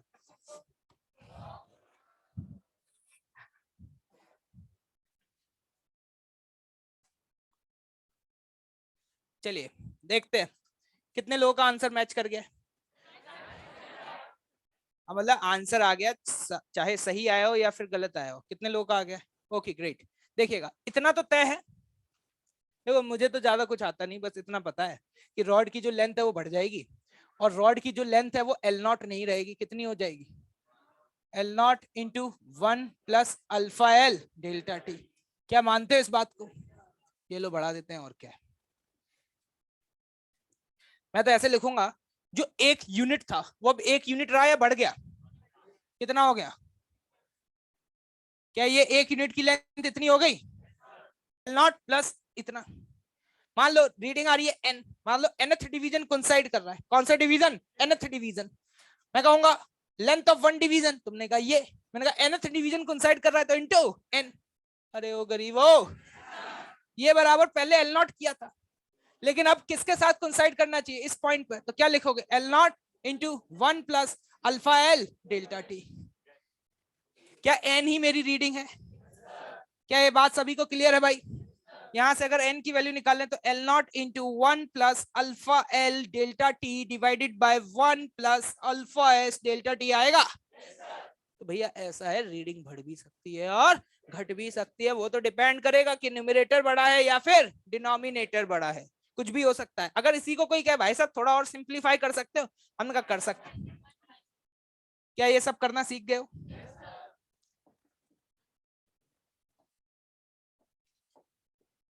ये लो भाई, मल्टीप्लाई कर दो। 1 का मल्टीप्लाई किया 1 माइनस के अल्फा एस डेल्टा टी, इसका मल्टीप्लाई किया अल्फा एल डेल्टा टी, इसका मल्टीप्लाई किया alpha S alpha delta T का होल स्क्वायर। पहले ये देखो ये क्या लिखा हुआ है, देख पा रहे हो सभी लोग? देखिएगा ध्यान से, यहां पर ये वाली जो वैल्यू आप देख पा रहे हैं ये कितनी हो जाएगी 0। तो इसी को अगर सिंप्लीफाई करके लिखें 1 plus alpha L minus alpha S into delta T, that is an. पिछले वाले केस में अल्फा एल की वैल्यू 0 थी इसलिए माइनस आ रहा था। अब आपको देख करके समझ में आ गया होगा ये कि अगर, सुन लेना, अगर रॉड का अल्फा स्केल के अल्फा से ज्यादा हुआ, सन्नाटा छा गया, रॉड का अल्फा अगर स्केल के अल्फा से ज्यादा हुआ तो रॉड ज्यादा तेजी से एक्सपेंड करेगी, लेकिन स्केल उतनी तेजी से एक्सपेंड नहीं करेगा। तो नेचुरली रीडिंग क्या आएगी, पहले से ज्यादा या कम? ज्यादा आएगी। तो यहां पर हम ये कह सकते हैं इन दैट केस जो हमारी रीडिंग है वो रीडिंग क्या हो जाएगी, बढ़ जाएगी। अरे गरीबो आ रहा है और पीछे वाली जनता, ठीक है भाइयों का कुछ पता नहीं है, लगा के बैठे हो, सर्दी का माहौल है, आनंद ले रहे हो, ठीक है। अल्फा इस केस में रीडिंग क्या आएगी, रीडिंग क्या हो जाएगी, कम। और इवन ये भी हो सकता है कि मामला एकदम लेवल पर है, अगर अल्फा एल की वैल्यू किसके बराबर हो जाए, अल्फा एस के बराबर। इस तरीके के थ्योरेटिकल सवाल आपसे पूछे जा सकते हैं, लेकिन मुझे लगता है ये सवाल बोलना तो बेइज्जती है, ये तो कॉमन सेंस है जो कि कॉमन नहीं है तुम्हारे बीच में है। कर पाओगे पक्का? ओके, इसी के साथ चैप्टर हुआ समाप्त। थर्मल एक्सपेंशन भी निपट गया, इलास्टिसिटी भी निपट गई और कैलोरीमेट्री भी निपट। बहुत छोटे छोटे चैप्टर्स हैं और बहुत ही आसान चैप्टर्स हैं, ठीक है। जिस दिन पढ़ाया गया उसी दिन घर जाके पढ़ लो, निपट जाता है, ठीक है। चलिए डिस्कशन निकाल लीजिए, ठीक है। और नेक्स्ट क्लास में स्टार्ट करेंगे हीट ट्रांसफर। नेक्स्ट क्लास अभी है।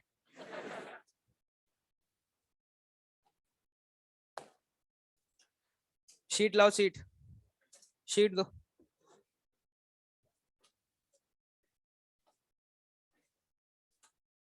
अगर तुम ध्यान से देख रहे हो तो ये वही कॉन्सेप्ट है, ये वो अपरेंट वाला बताया था।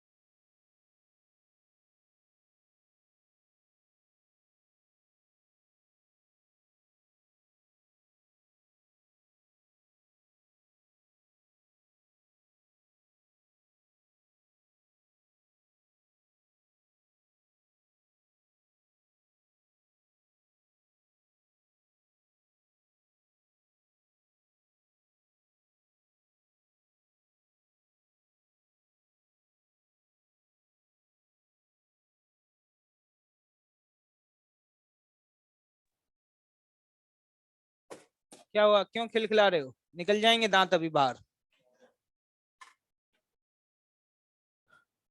Yes, exercise O1।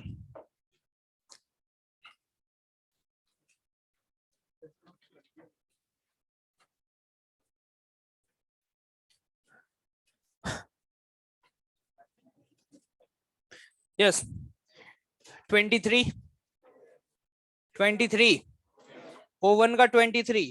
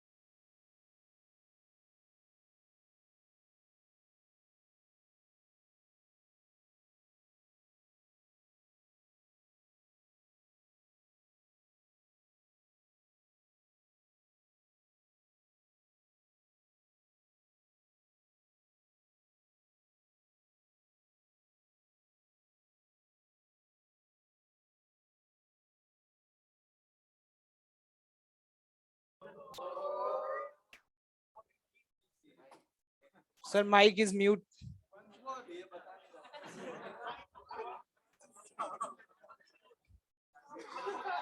क्या करूं, मैं मर जाऊं क्या?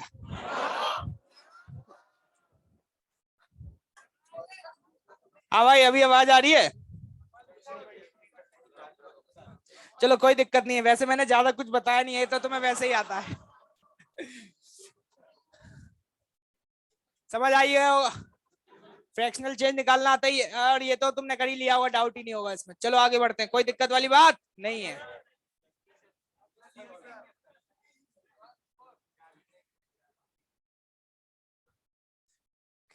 चलिए कोई दिक्कत नहीं। Question number 30। हाँ 30 में डाउट है भाई को। भाई साहब तुमने अपेरेंट एक्सपेंशन पढ़ा था? चलो खड़े हो जाओ, फॉर्मूला बताओ पहले। Of a liquid in copper vessel, उसकी वैल्यू सी दी हुई है। इसका मतलब ये लिखेंगे gamma L minus gamma of C. ठीक, बैठ जाओ। सिल्वर वेसल में ये वैल्यू कितनी दी हुई है? एस। तो इसका मतलब ये लिखूंगा gamma L minus gamma S. ये कल पढ़ाया था। Coefficient of volume expansion of copper दिया हुआ है, ठीक है। लीनियर एक्सपेंशन सिल्वर का पूछा जा रहा है। एक बात बताओ, इन दो इक्वेशन से क्या ये वैल्यू निकाली जा सकती है? क्या किया जाए, क्या पहली वाली में से दूसरी वाले को माइनस कर दें? पहली में से दूसरी को माइनस करोगे तो C minus S. Is it clear? C minus S, और ये वैल्यू क्या आएगी? ये कैसे लिखा, समझ आ रहा है? ये इक्वेशन वन, ये इक्वेशन टू। वन में से टू को क्या किया? सब्ट्रैक्ट। हवा नहीं लगी होगी? लग गई, ठीक है। चलन दो, इसको इधर ले आओ। तो C minus S plus gamma सी बराबर ये आंसर नहीं होगा, अल्फा पूछा है। क्या होना चाहिए था क्या? तो सवाल बहुत आसान होते हैं।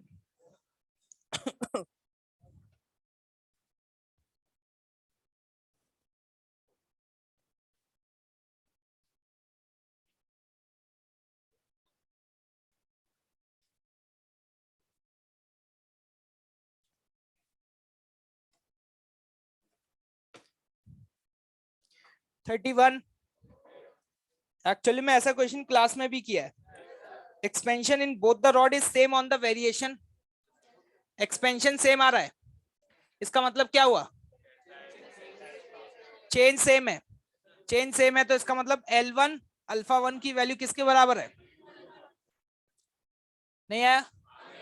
यहां से मैं बोल सकता हूं alpha one upon alpha two बराबर L2 अपॉन L1। अब तुम्हें लग रहा होगा सर इसके आगे ये कैसे निकालें, दोनों तरफ प्लस वन कर दो। इधर भी प्लस वन कर दो, इधर भी। सही लिखा है क्या सब कुछ? कैलकुलेशन चेक कर लेना, भाई की मैथ्स बहुत स्ट्रांग है। क्लियर है क्या भाई? तो जल्दी से बताओ ये वैल्यू क्या आ रही है? Alpha two plus alpha one बटे alpha two, L2 plus L1 बटे, क्या यहाँ से L1 बटे L2 प्लस L1 की वैल्यू निकल के आ जाएगी क्या? स्वाहा। अरे भाई आगे बढ़ा जाए, होना चाहिए था यार ये। 32। देख लो कोई दिक्कत नहीं है।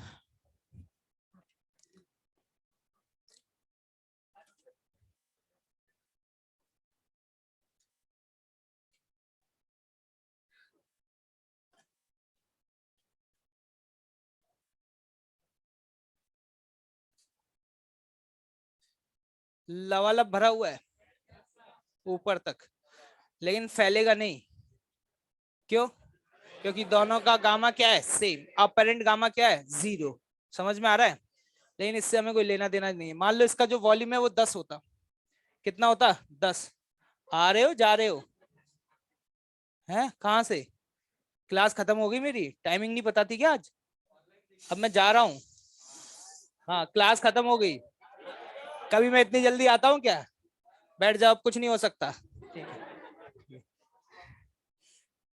कल क्लास आए नहीं थे क्या? तो कल मैं कुछ एक इंफॉर्मेशन देके गया था।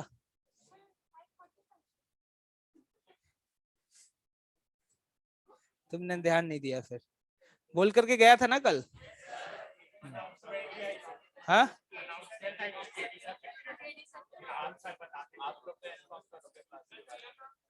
नहीं, मैंने ये बोल के भी गया था कि आपका जो भी टाइम टेबल है उसको अपडेट कर दूंगा और मैं आपको रात तक बता दूंगा। मैं ऑन द स्पॉट उस समय बोल करके इसलिए नहीं गया था क्योंकि मुझे अपनी क्लास भी वो करानी थी चेंज, तो पता चले मेरी चेंज नहीं हुई, फिर क्लास करेंगी टाइमिंग, तो इसलिए रात तक वो कंफर्मेशन आ गया था तो मैंने अपडेट कर दिया था। चलो कोई दिक्कत नहीं है, ऑनलाइन कर लेना, ठीक है। वैसे मैंने ज्यादा कुछ पढ़ाया?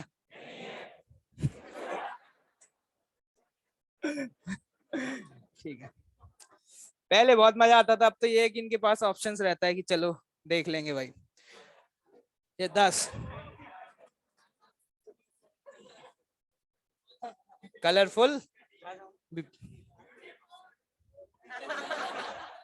टेस्ट तुम्हारा सही नहीं है बेटा। देखें ध्यान से, है ना। इधर इधर भाई, इधर माहौल इधर। मान लो अब टेम्परेचर तुमने बढ़ाया और इसका वॉल्यूम चेंज होके कितना हो गया, 10.5। वॉल्यूम तो बढ़ेगा ना भाई, तो बताना वॉल्यूम बढ़ा या नहीं बढ़ा। तो पहले जितना ऑयल आ रहा था अब उससे ज्यादा ऑयल आ रहा है कि नहीं आ रहा, मतलब वॉल्यूम तो बढ़ गया ना। मतलब उसी ऑयल का वॉल्यूम बढ़ गया तो मैं ये कह सकता हूँ वॉल्यूम ज्यादा हो गया। लेकिन ऑयल का मास बढ़ेगा क्या? Mass neither be created nor be destroy, अपने लेवल पर, टर्म्स एंड कंडीशंस। क्या क्लियर है भाई? ठीक है, तो देखो क्या बोलोगे, सेम वॉल्यूम या मोर volume? More volume but the same mass of oil. Is it clear? Okay, S1 पे आ जाइए।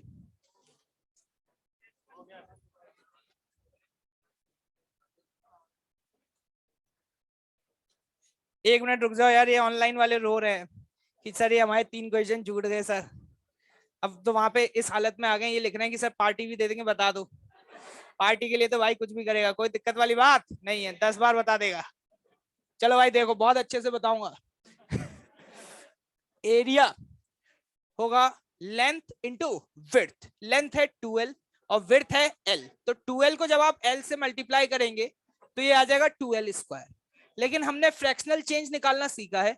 अगर मैं एरिया का फ्रैक्शनल चेंज निकालना चाहता हूं तो वो लिखूंगा, ये तो कांस्टेंट है गायब, पावर को नीचे उतारो into delta L by L। लेकिन डेल्टा L/L का चेंज हमें दिया हुआ 1%। कितने परसेंट? 1%। तो 1 को 2 से मल्टीप्लाई किया तो आंसर कितना आ गया? 2%। ये हो गया 28। 29 देख लीजिएगा, ये एक आइसोट्रोपिक मटेरियल नहीं है, इसमें अल्फा अलग अलग दिशा में क्या है, अलग अलग है। जैसे हमसे पूछा गया कि इस सरफेस का बताओ बीटा क्या होगा, ABCD, तो सबसे पहले मैं ये देखूंगा कि ABCD जो सरफेसेस हैं वो किस एक्सिस के अलोंग है। अगर देख पा रहे हो तो ध्यान से देखना, A से लेकर के B जो लाइन है वो X एक्सिस के अलोंग है। देखो देखो, कोई दिक्कत वाली बात नहीं है। और अगर आप B to C वाली लाइन को देखें तो वो किसके अलोंग है? Z के along.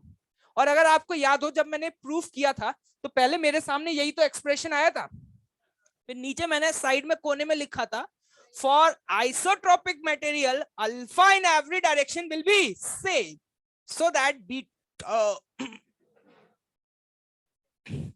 Beta equals to what? 2 alpha. Clear? S1 तीन ही सवाल है। ओके, क्वेश्चन नंबर 15 हो गया, 16, 17 हो गया, हैट्रिक लगा दी। 16 मुंह बंद रखा करो, 15 पूछते तो भी समझ आता, 17 पूछते तो भी समझ आता है। रहने दो, लेवल ही मैच नहीं करता, छोड़ दो तुम, रेस निकाल लो फटाफट।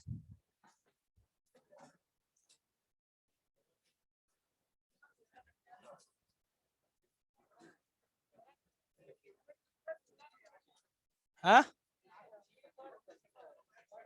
क्या? Alpha equivalent? वो तो मटेरियल है।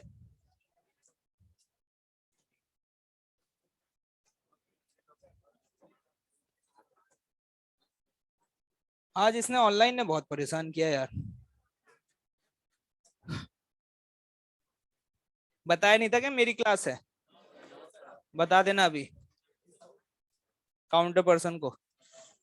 चलो 67, क्वेश्चन नंबर 1 1, आर भी बढ़ेगा डी भी बढ़ेगा, लेकिन आर अपॉन डी का जो रेशियो है वो क्या रहेगा, कांस्टेंट रहेगा।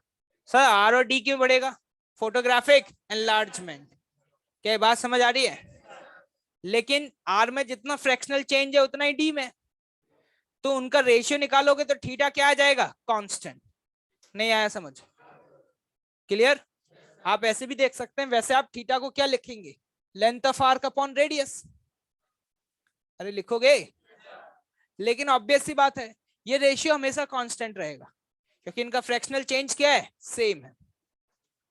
क्वेश्चन नंबर 2 हो गया। इंक्रीज करेगा डिक्रीज, ये एबनॉर्मल है, अनयूजुअल लिखा हुआ है, but not impossible. Question number 3, जिसको डाउट हो हैंड रेज कर देना, मुझे ऐसे समझ में नहीं आएगा। 4 हाँ बेटा, क्वेश्चन क्लास में कराया था, difference between two length is independent of temperature. तो जब हम वैल्यू निकालते हैं तो L1 अल्फा 1 की वैल्यू किसके बराबर आती थी, L2 अल्फा 2। बिल्कुल जीरो लेवल से किया है क्लास में। ओके, क्वेश्चन नंबर 5 हो गया। Question number 6, when a copper wall is heated the largest percentage increase will occur। जिसका कोफिशिएंट सबसे ज्यादा होगा, अल्फा बीटा गामा, कौन ज्यादा होता है, gamma. Gamma is 3 alpha, gamma is 3 alpha. तो जिसका गामा सबसे ज्यादा, क्या उसमें फ्रैक्शनल चेंज सबसे ज्यादा आएगा। ओके, क्वेश्चन नंबर 7, ये तो कुछ करना ही नहीं है। Fractional change in the radius of a hole, जितना रेडियस में चेंज आएगा उतना ही होल में आएगा, 0.2%। तो ये 0.2% ही होगा। इसको सॉल्व किया क्या तुमने? ठीक है। क्वेश्चन नंबर 8 हाँ हाँ हाँ, बता रहा हूँ भाई, बता रहा हूँ।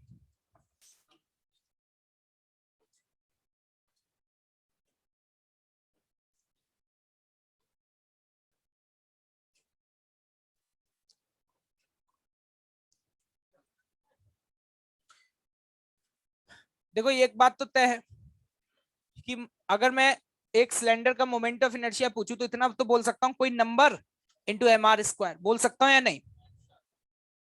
ये तो लिख सकता हूँ ना, के कुछ भी हो सकता है, 1/2 3/4 होगा के कुछ ना कुछ, लेकिन वो कांस्टेंट होगा whatever. If I will ask you कि what is the fractional change in I, अगर रेडियस चेंज करते हैं तो इसमें फ्रैक्शनल चेंज कितने का आएगा, तो हम कहेंगे डेल्टा आई अपॉन आई बराबर, ये तो कांस्टेंट है, कांस्टेंट तो गया, कितना लिख सकते हैं, 2 times of delta R by R. क्या लिख सकते हैं या नहीं, ये बताओ, ये बात समझ आ गई? ओके ठीक है। अब एक और बात समझ आ गई होगी कि डेल्टा आर बाय आर की वैल्यू क्या होगी, अल्फा इंटू डेल्टा टी। नहीं आया समझ? तो इसी बात को आप ऐसे भी लिख सकते हैं, डेल्टा आई बाय आई की वैल्यू होगी 2 अल्फा इंटू डेल्टा टी। तो यहां से होपफुली आपका शायद एक पार्ट तो ही जाता है। अब आते हैं बी और सी पार्ट पर। एक बात बताइए, एक रॉड घूम रही थी, टेम्परेचर बढ़ाया, टेम्परेचर बढ़ाने से रॉड की लेंथ बढ़ गई। लेंथ बढ़े घटे कुछ भी हो, लेकिन एक चीज है जिसमें कोई भी परिवर्तन नहीं आएगा, क्योंकि इंटरनल फोर्सेस की वजह से ही उसकी लेंथ बढ़ी है, कोई भी एक्सटर्नल टॉर्क नहीं है। तो मैं ये कह सकता हूं कि इस रॉड का एंगुलर मोमेंटम चेंज नहीं होगा। तो एक बात बताना मुझे, क्या मैं ये नहीं बोल सकता कि I into omega, this is the angular momentum, कि ये कांस्टेंट होगा? कांस्टेंट मतलब सी मान लेते हैं। ऐसे तो I1 ओमेगा 1 बराबर क्या लिखना चाहिए, I2 omega 2। This is the conservation of angular momentum, conservation of angular momentum. तो I इंटू ओमेगा कॉन्स्टेंट। अब मैं अगर आपसे बोलूं कि इसमें फ्रैक्शनल चेंज लिखो, फ्रैक्शनल चेंज कैसे लिखोगे, फ्रैक्शनल चेंज इन आई ये लिखना आता है, plus fractional change in omega, ये कांस्टेंट है तो ये टर्म क्या हो जाएगा, 0। लिखना सिखाया था मैंने। तो एक बात बताना, अगर इसको उधर ले जाएं तो क्या ऐसे लिख सकते हैं इसे, अरे लिख सकते हैं। इसकी वैल्यू शायद हमने निकाल ली है, इसकी वैल्यू कितनी आई है, 2 alpha into delta T, minus उधर ले जाओ तो डेल्टा ओमेगा अपॉन ओमेगा की वैल्यू कितनी आ जाती है, -2 अल्फा इंटू डेल्टा टी। कितने लोग हैं जिनको समझ में नहीं आया है? सबको आ गया? पक्का? सॉल्व कर पाओगे? तो बताइए कौन कौन से ऑप्शन मैच कर रहे हैं? ए और C. Okay, wonderful. Question number 9, ninth भी ऐसा ही क्वेश्चन है, देखोगे?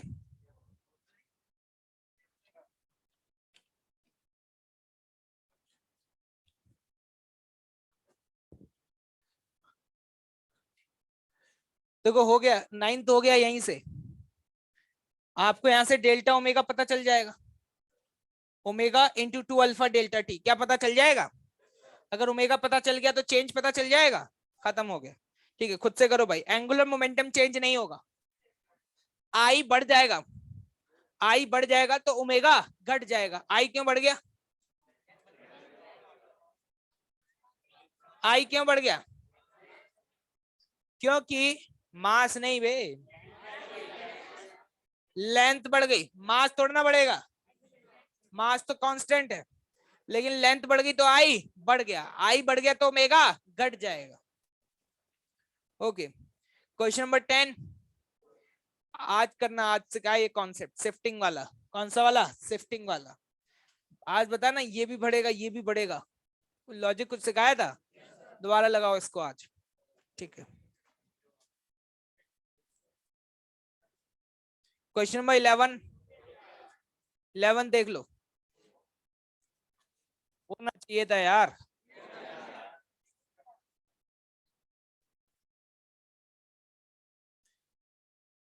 एक्चुअली में क्या करना है, टेम्परेचर कम करना है, कूल डाउन कर रहा है।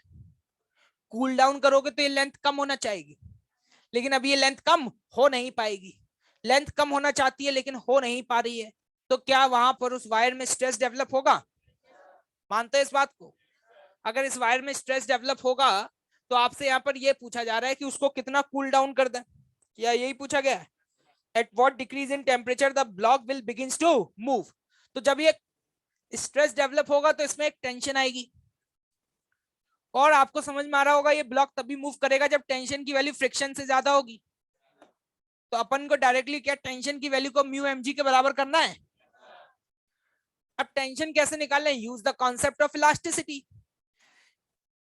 मैं बोलूंगा टेंशन टी अपॉन एरिया, क्या इतना स्ट्रेस आएगा?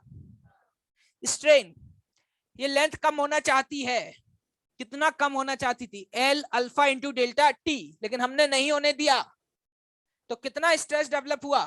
डेल्टा एल बटे एल, कितना आ गया? Alpha delta T into Young's modulus Y. Area को यहां मल्टीप्लाई कर दो, क्या ये टी की वैल्यू डिवाइड मार दें?